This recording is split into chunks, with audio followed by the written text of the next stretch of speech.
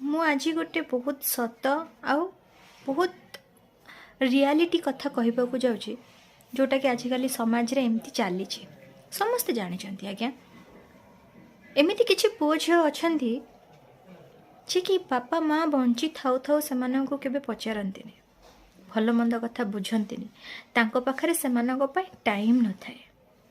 ସେମାନେ କ'ଣ ଖାଇବେ କ'ଣ ପିଇବେ ସେମାନଙ୍କ କଥା ବୁଝନ୍ତିନି, ଭଲ ମନ୍ଦରେ ପଚାରନ୍ତିନି, ଫୋନ୍ କରନ୍ତିନି।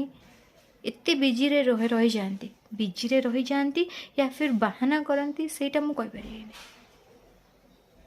କି ସେମାନଙ୍କ ପାଖକୁ ଯିବାକୁ ବି ତାଙ୍କୁ ଭଲ ଲାଗେନି। କେବେ କେବେ କିଛି ପିଲା ଏମିତି ଅଛନ୍ତି ବାପା ମାଆଙ୍କର ପରିଚୟ ଦେବାକୁ ବି ଭଲ ଲାଗେନି। ତ ସେଇ ପୁଅ ଝିଅ ଯେତେବେଳେ ବାପା ମା' ଚାଲିଯାଆନ୍ତି, ସେମାନଙ୍କର ଆକ୍ଟିଂ ଚାଲେ। ମୋତେ ତ ଲାଗେ ଆକ୍ଟିଂ ଚାଲେ, କ'ଣ ପାଇଁ ନା ଏତେ ଡ୍ରାମା କରାନ୍ତି ସେମାନେ କି କେତେ ଲୋକ ଆସିବେ, କେମିତି ଡେଡ୍ ବଡ଼ିଟା କେତେ ଫୁଲରେ ସଜା ହେଇକି ଯିବ, କେତେ ବଡ଼ ଫଟୋ ଲାଗିବ, କେତେ ଲୋକ ଆସିବେ ଖାଇବା ପାଇଁ, କେତେ ପ୍ରକାର ଆଇଟମ୍ ହେବ, କେମିତିଆ ଡେକୋରେସନ୍ ହେବ, କେତେ ବଡ଼ ଫଟୋ ଲାଗିବ, 10ରେ କ'ଣ ଦେବେ, 9ରେ କ'ଣ ଦେବେ, 12ରେ କ'ଣ ଦେବେ, 11ରେ କ'ଣ ଦେବେ, ଏମିତି ହେନ୍ ବହୁତ କିଛି। ଆଉ ଗୋଟେ ଡ୍ରାମା ଜାଣିଛନ୍ତି କ'ଣ? ବଞ୍ଚି ଥାଉ ଥାଉ ଯେଉଁ ପିଲାମାନେ ପଚାରନ୍ତିନି କି ବାପା ମାଆଙ୍କୁ କ'ଣ ଭଲ ଲାଗେ ଖାଇବା ପାଇଁ, ସେଇ ପିଲାମାନେ ବେଶ୍ କରି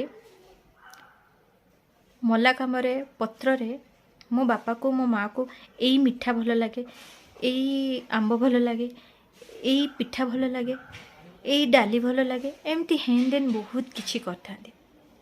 ଏତିକି ବେଳେ ମୋ ବାପା ଚା' ପିଅନ୍ତି, ଦେଇଦେବା। ଏତିକି ବେଳେ ମୋ ମାଆ ଏଇଆ ଖାଏ, ଦେଇଦେବା। ଆଉ ବଞ୍ଚିଥିଲା ବେଳେ କେତେବେଳେ ବାପା ମାଆ କ'ଣ ଖାଆନ୍ତି ହିସାବ ରୁହେନି। ନିରାଟ ସତ୍ୟ। ଯିଏ ବାପା ମାଆଙ୍କ କଥା ବୁଝୁଛି, ଯିଏ ନ ବୁଝୁଛି, ସମସ୍ତେ ଏଇ କଥା ରିଲେଟ୍ କରିପାରିବେ।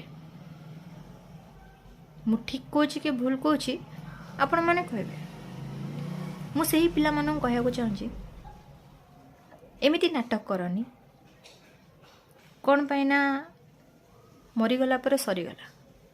ଯଦି ବଞ୍ଚି ଥାଉ ଥାଉ ତାଙ୍କ ମୁହଁରେ ଦାନା ନ ଦେଇ ପାରୁଛ, ତାଙ୍କ ମୁହଁରେ ହସ ନ ଦେଇ ପାରୁଛ, ତାଙ୍କୁ ଭଲ ପିନ୍ଧିବାକୁ ନ ଦେଇ ପାରୁଛ, ତାଙ୍କୁ ଖୁସି ନ ଦେଇ ପାରୁଛ, ମଲା ପରେ ଏତେ ଡ୍ରାମା କରିବା ଦରକାର ନାହିଁ। ସେ ମଲା ପରେ ତମ ହାତରୁ କ'ଣ ଖାଇବେ, କ'ଣ ପିଇକି କ'ଣ ଉପରେ ଶାନ୍ତି ପାଇବେ, ଉପରବାଲା ହିଁ ଜାଣିଛି।